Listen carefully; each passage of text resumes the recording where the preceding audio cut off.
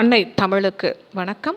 மாணிக்கவாசகர் அருளிய திருவம்பாவை மார்கழி 18 அண்ணாமலையான் அடிக்கமலம் என்ற பாடலுடைய விளக்கம்.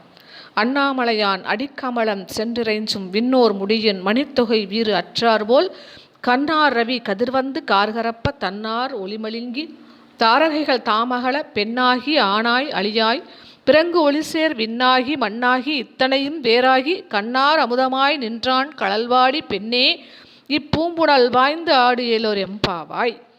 உலகத்தின் கண் சூரியன் அல்லவா? இந்த உலகத்தினுடைய கண் சூரியன் அல்லவா? எனவே இப்பெண்கள் சூரியனை கண்ணார் ரவி என்கிறார்கள். சூரிய உதயத்தின் அறிகுறிகளை இப்போது இவர்கள் தெளிவாக காண்பதால் என்றும் உறங்காத எனினும் உறங்குவது போலிருக்கும் உலகின் கண்மலர் இப்போது மலரப்போகிறது, விழித்து கொள்ளப் போகிறது என்ற அக மகிழ்ச்சியுடன் முக மலர்ச்சியுடனும் பேசிக்கொள்கிறார்கள். சூரியன் ஞான சூரியன் ஆகிய சிவபெருமானை நினைவூட்டுகிறது. கண்ணார் ரவி கண்ணார் அமுதம் ஆகிய பெருமானை அகக்கண்ணுக்கு இலக்காகுகிறது. பெண்ணே என்ற குரல்கள் எழுகின்றன. கன்னியர்கள் தங்களுள் ஒருத்தியை கூவி அழைத்து பேச விரும்புகிறார்கள். எல்லாரும் ஏக காலத்தில் பேச முடியுமா? எனவே பேச விரும்புகிறவர்களின் பிரதிநிதியாக ஒருத்தி பேசுகிறாள். இவர்கள் பேசும் விஷயம்தான் என்ன? இறைவனைத் தவிர வேறு எந்த வார்த்தை தான் இவர்கள் வாயில் வரும்?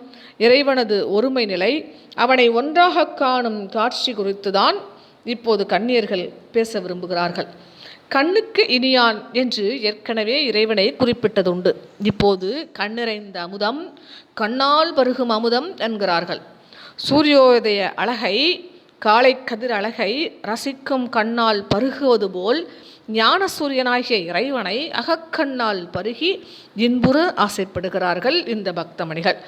சிவபெருமானின் ஒருமை நிலையை அத்வைத நிலை என்றும் அத்வித கலவி என்றும் கூறுவதுண்டு. இந்த சிவநேச செல்வியர் கூறும் அத்வைத நிலைதான் என்ன? இரண்டு உவமைகளால் தாங்கள் கருதுவதை இனிது விளக்க முயல்கிறார்கள். சூரிய ஒளி வெளிப்பட்டதும் இருள் நீங்கி நட்சத்திரங்கள் ஒளி மழுங்கி மறைந்து நிற்கின்றன.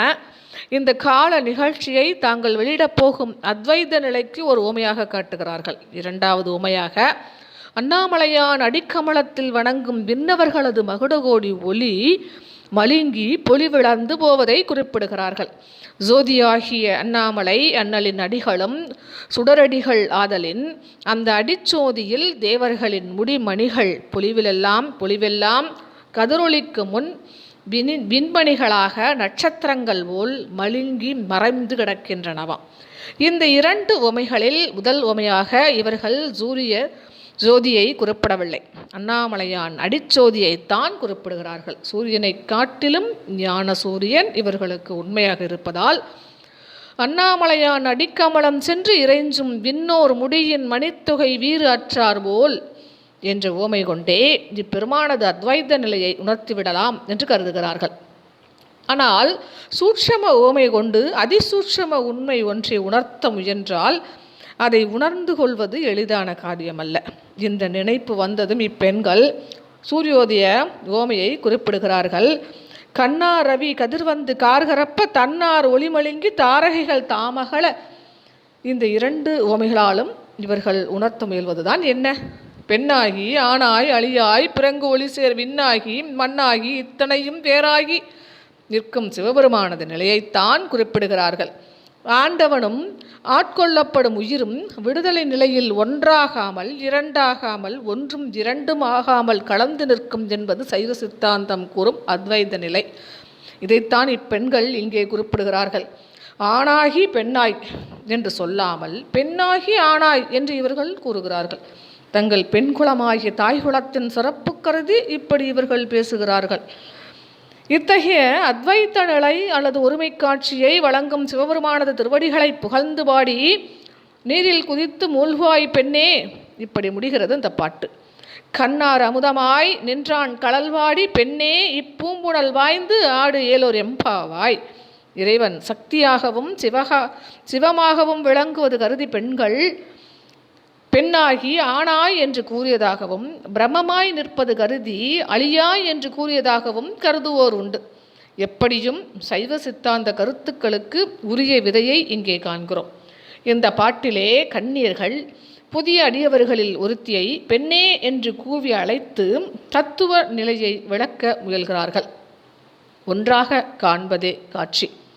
அண்ணாமலையான் அடிக்கமலம் சென்று இறைஞ்சும் விண்ணோர் முடியின் மணித்துகை வீறு அற்றார்போல் கண்ணாரவி கதிர்வந்து கார்கரப்ப தன்னார் ஒளிமழுங்கி தாரகைகள் தாமகள பெண்ணாகி ஆனாய் அழியாய் பிறங்கு ஒளி சேர் விண்ணாகி மண்ணாகி இத்தனையும் வேறாகி கண்ணார் அமுதமாய் நின்றான் கடல்வாடி பெண்ணே இப்பூப்புடல் வாய்ந்து ஆடு ஏலோர் எம்பாவாய்.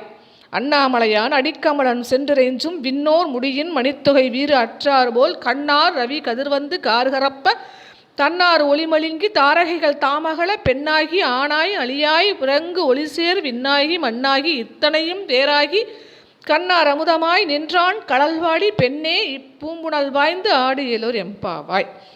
முந்தைய பாட்டிலே இறைவனது சக்தியாகிய தேவி பாசங்களை அறுத்து கோதாட்டவே இறைவன் அருளுகின்ற முறைகளை கூறினார் மணிவாசகடிகள்.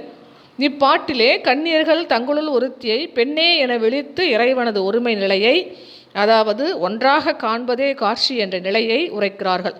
சூரியனும் திங்களும் நட்சத்திரங்களும் சுடர்கள் என்ற ஒன்றாக குறிக்கப்படுகின்றன.